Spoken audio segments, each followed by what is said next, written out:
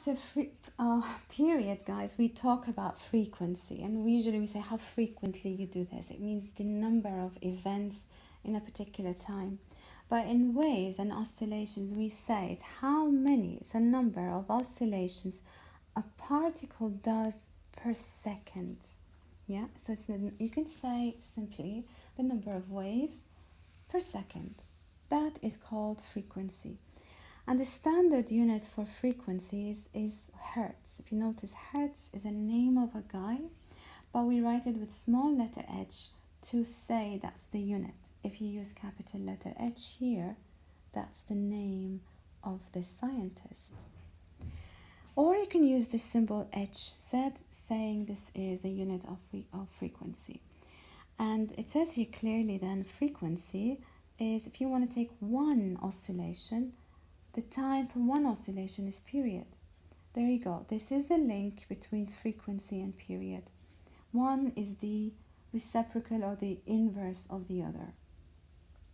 Now, moving on to wavelength. Wavelength now is a distance. It's along the medium between two successive particles that have the same displacement and the same phase of motion. I'll explain this. Simply, you can just say wavelength is the distance between two successive crests or two successive troughs. But what it says here, I'm going to go back to this diagram, and in particular I'm going to use the distance axis.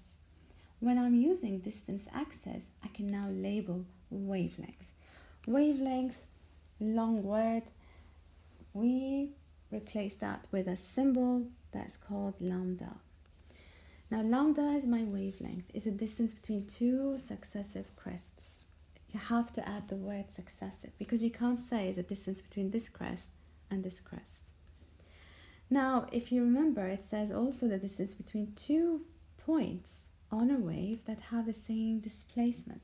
So if I take, for example, this wave here in green, this is my first wave, and then in another color, which is say blue, I'm going to take the second wave.